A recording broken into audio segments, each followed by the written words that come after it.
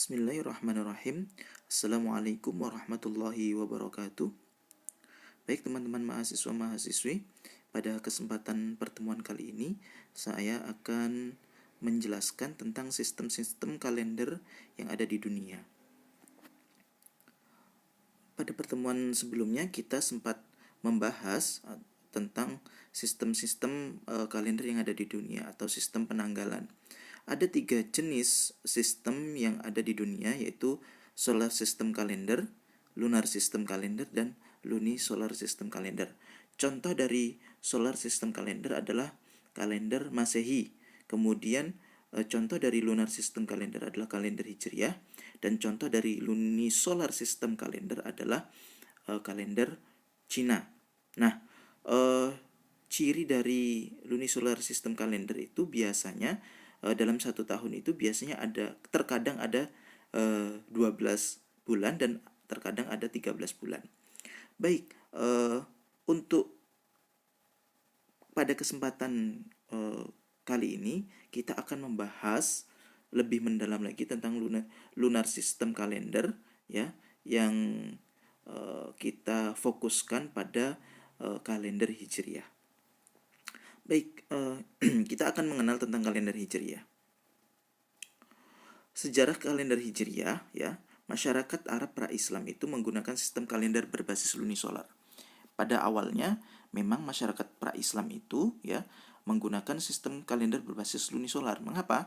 Karena sebelumnya, ya, ada atau mengenal dalam satu tahun itu menggunakan 13 bulan.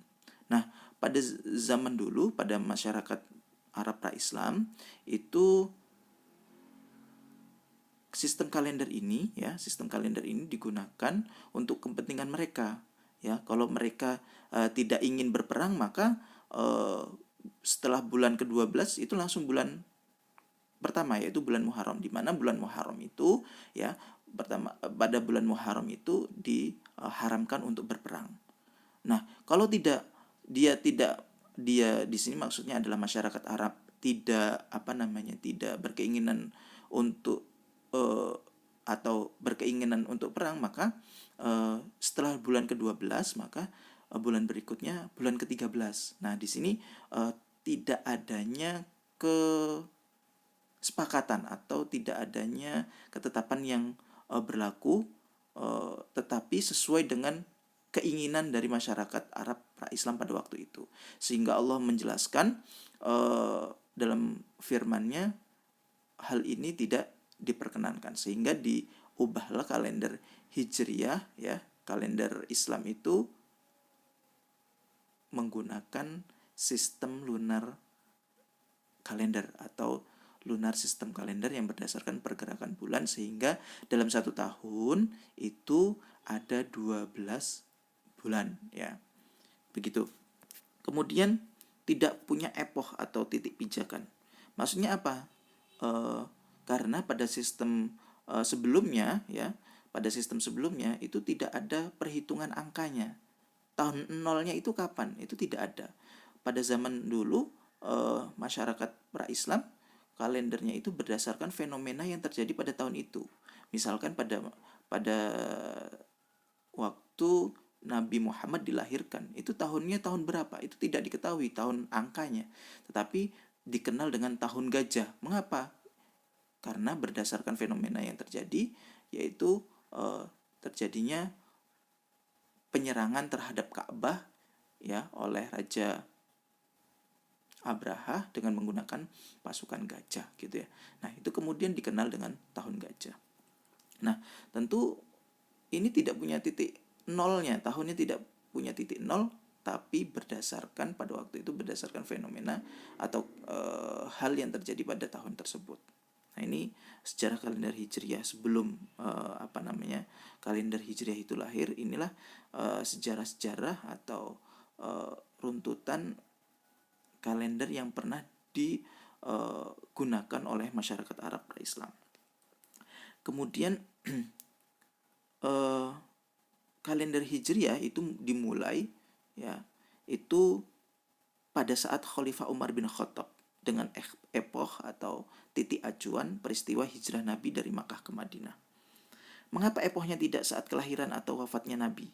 Ya, ini memang pada saat dimusyawarahkan oleh para sahabat, ya, ini menjadi debatable di kalangan para sahabat. Mengapa? Karena kalau kita mau mengacu pada kelahiran Nabi, maka di sini tidak ada kesepakatan atau tidak ada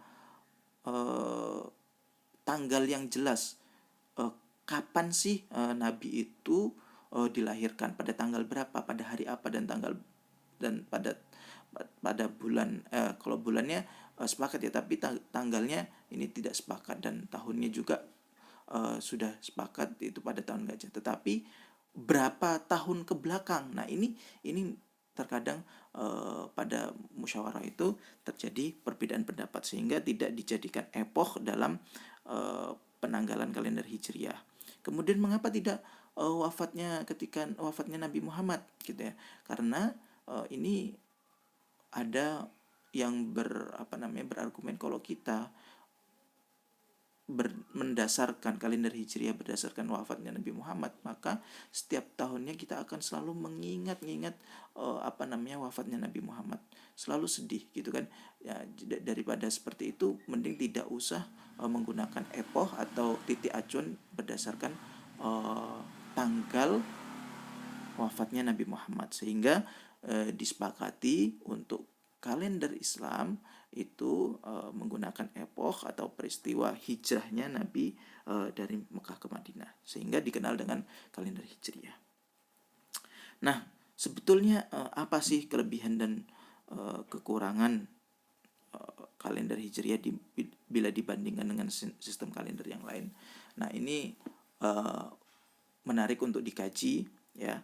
Ini adalah pertanyaan stimulus bagi teman-teman nanti untuk didiskusikan bersama gitu ya. Kemudian dalam hal penentuan awal bulan, jadi sistem kalender Hijriah itu terdiri dari 12 bulan. Nah, tetapi dalam awal dari kalender Hijriah itu, awal bulan dalam kalender Hijriah itu ya, itu ada beberapa metode dalam penentuan awal bulan itu. Yaitu yang pertama adalah dengan ru'yah atau pengamatan, observation. Yang kedua dengan hisab, perhitungan atau calculation. Nah, kemudian mengapa sering terjadi perbedaan awal bulan, khususnya Ramadan, Syawal, dan Dzulhijjah di Indonesia? Sebenarnya tidak hanya di Indonesia saja. Kemudian ada di beberapa negara Muslim lainnya ya semacam ini ya. Karena ini ada perbedaan penentuan atau metode yang digunakan dalam penentuan awal bulan Hijriah. Nah, kemudian ada kriteria imkanur ru'yah. Ya, kriteria imkanur ru'yah ini senantiasa dari masa ke masa mengalami perkembangan perubahan tentang kriteria imkanur ru'yah. Nanti kita akan jelaskan perkembangan kriteria imkanur ru'yah itu sendiri. Nah,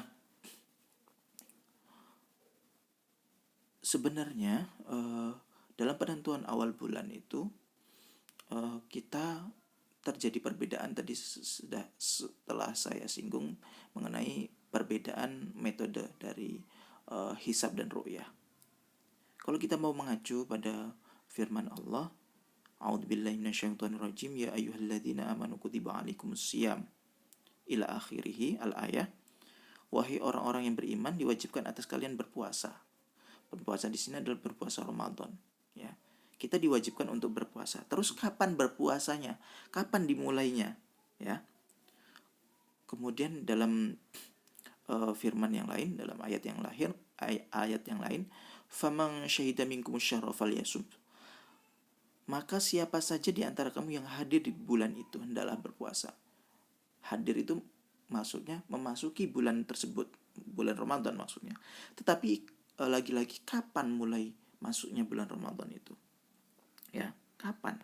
Kemudian kalau kita mau mengacu pada dalil Nabi, qala Nabi sallallahu alaihi wasallam, la tasumu hatta tarawul hilal wa la taftiru hatta tarahu fa in huma alaikum faqdurulah. Ya, janganlah kamu berpuasa sehingga kamu melihat hilal, dan janganlah kamu berbuka sehingga kamu melihatnya. Apabila mendung menghalangimu, maka sempurnakanlah ya, atau istiqmalkanlah, fakdurulah, kira-kirakanlah gitu ya. Nah, di sini ada ru'yah dan ikdar ya.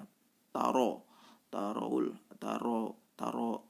hilal ya, hatta tarol hilal, yaitu ru'yah.